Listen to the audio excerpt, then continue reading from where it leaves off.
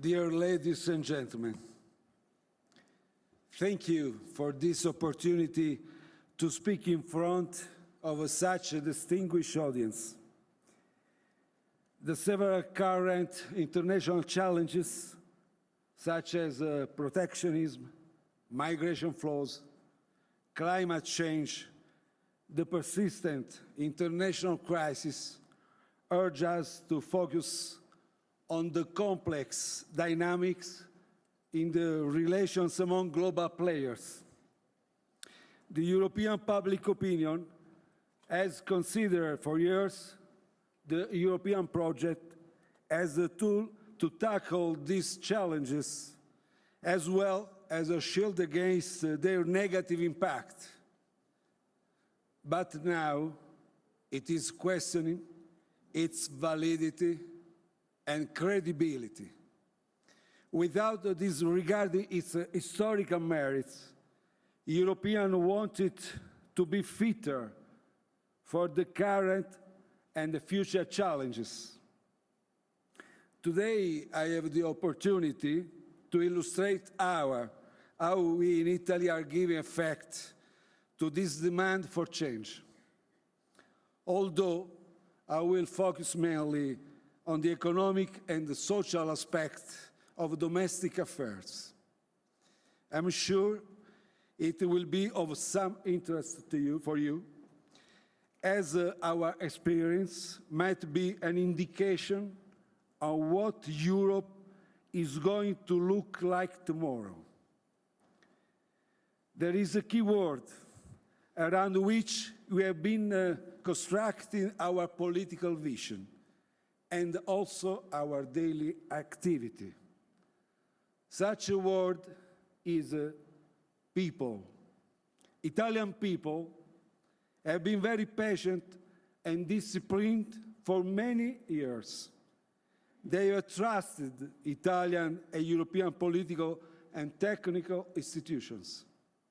For years, they have embraced the key economic beliefs preached by the so-called liberal democratic order: integration into the global market, free movement of people and capital, fiscal frugality, unchecked adoption of new technologies, untamed global finance. They have believed the euro to be able to solve all the chronic problems: high inflation, weak currency, public debt. They enthusiastically adopted the new currency. Reality turned out to be very different instead. The price for a stable currency and the low inflation has been a growing public debt despite a continuous belt-tightening in order to keep primary expenditure constantly below tax revenues. Fiscal frugality held back GDP growth.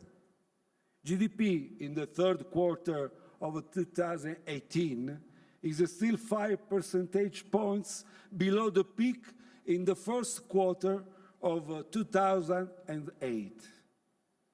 Open global markets, free movement of capital, as well as the technological revolution did generate a large payoff as promised, but just for the few, not for the many. Thus, enthusiasm about the future has given way to a gloomier view. A sense of despair has been spreading. Even the middle class, used to feel itself free from basic economic needs, now fears poverty. Everyone, with a few exceptions, tends to perceive that tomorrow will be worse than today. Those who can do encourage their kids to live and look for better opportunities elsewhere. History teaches us that anything can happen when people feel deceived unfairly treated. Despite this danger, my fellow Italian citizens have proved to be very mature and deeply attached to their democratic institutions. They have not taken the streets or acted violently to express their discontent and their rage. Rather, they have used democratic election to dismiss the old elites and to support those who were suggesting alternative ways to resume the path toward prosperity. My government is the institutional answer to the desire of the Italian people of finding a new way forward. My duty and my priority as a Prime Minister is to preserve this precious endowment of trust by giving an immediate relief to the most urgent needs of my people. Only by keeping on addressing the needs of my citizens will I be able to count on their trust to face the long-run problems that have been holding us back for so long. I regard this as a key political issue. For too many years, Italian and European politicians have got this sequence wrong, giving priority to the use of trust rather than to its preservation. In the past, they have asked people to make sacrifice in the name of a sparkling future. They have dismantled labor market regulation in the name of more and better jobs. They have allowed a retreat of the state as a direct producer of goods and services, allegedly in the exchange for better quality of services, lower prices, and higher customer satisfaction. Fearing state failure, they have asked people to tolerate market failures. Care of long-run interest has been displaced by addiction to short-termism. People have already paid the brunt of these changes, while the benefits are yet to come. Citizens are now aware that all these changes they have been enduring have resulted in a much worse society in terms of opportunities, income distribution, social justice, welfare conditions, job security, growth perspective from them and their children. We need to provide an answer to all this. It will not be easy, and it will not be easy, and it will not happen tomorrow. However, while we design and implement solutions, we also need to bring relief. The two main measures contained in our budget law, citizen income and the flexible retirement age, are our immediate answers to our country's most urgent needs.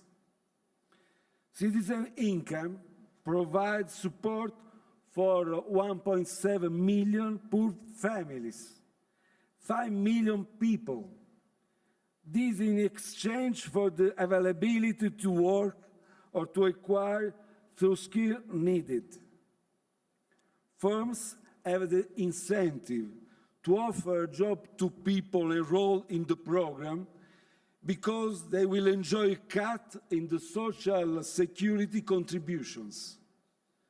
While the program is oriented to poor people, it provides at the same time an implicit insurance for working-class families vulnerable to unexpected shocks due to their fragile financial situation.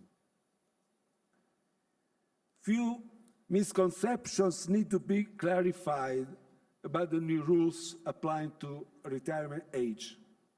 This measure represents a remedial solution for many people who have suddenly been told that their retirement age was postponed by many years. We believe this is a serious violation of the social contract, which needs to be amended.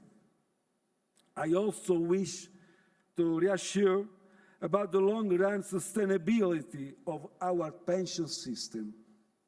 It will remain fully sustainable because those who choose to retire earlier will end up getting a lower amount, and also because the reform only applies for 3 years.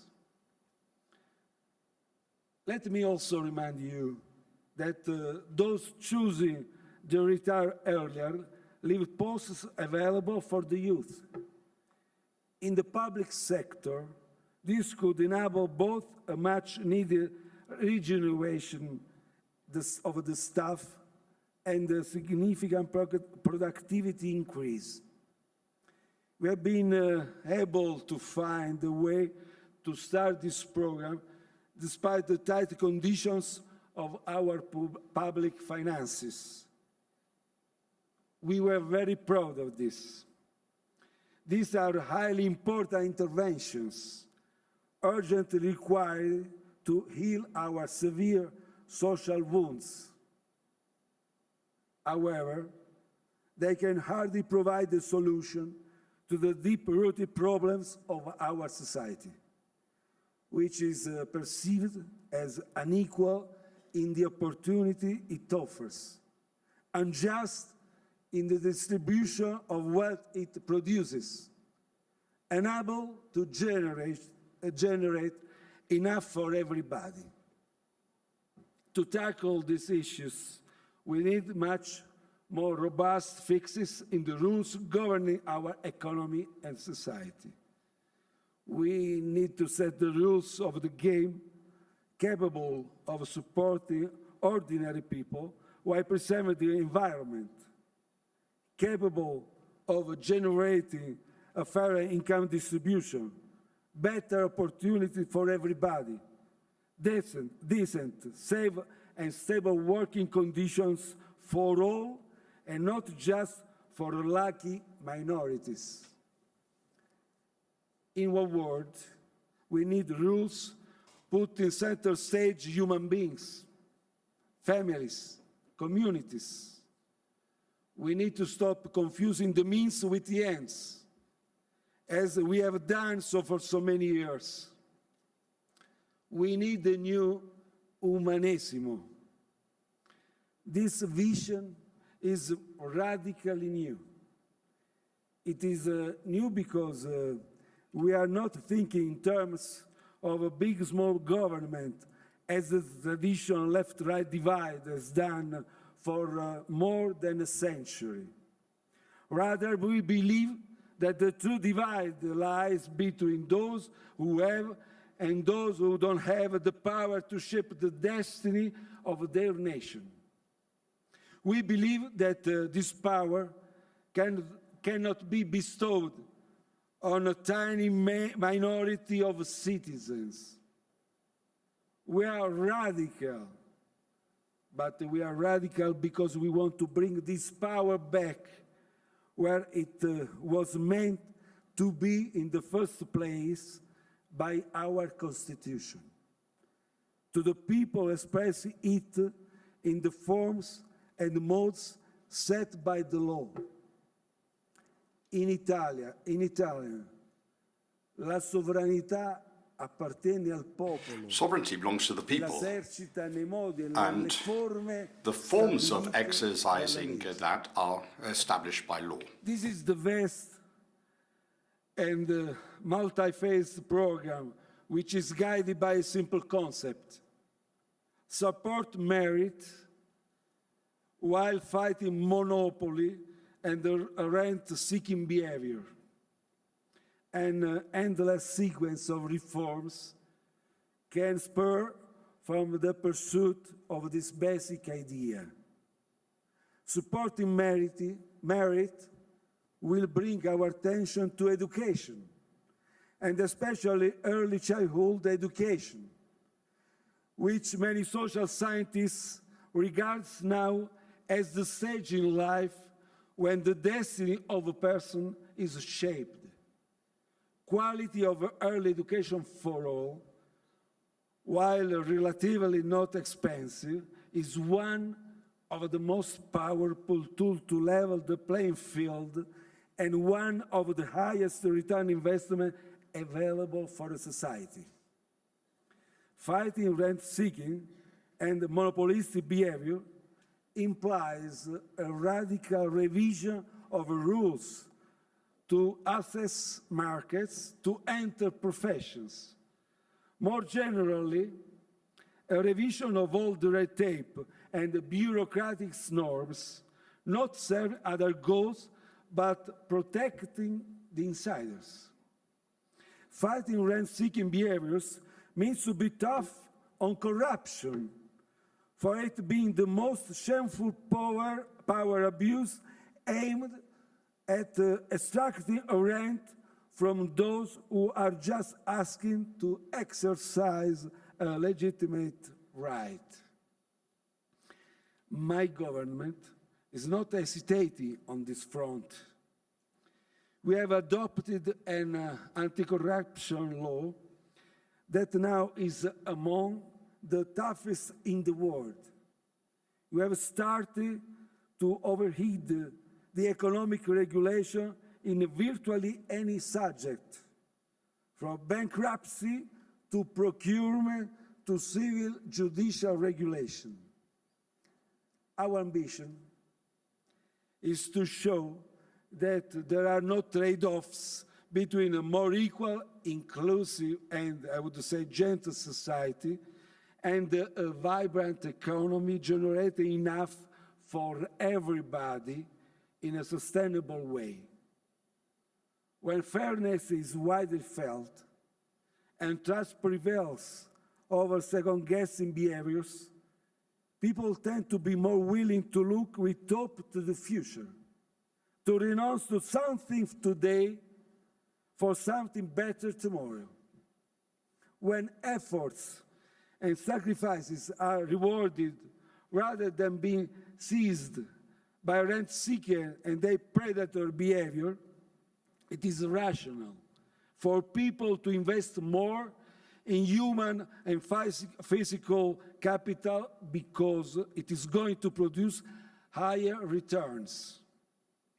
When a sense of inclusiveness doesn't cement communities, it is rational for people to invest in public capital and to trust more institutions because the fruit of this investment will be shared equally rather than accruing only to the better offs.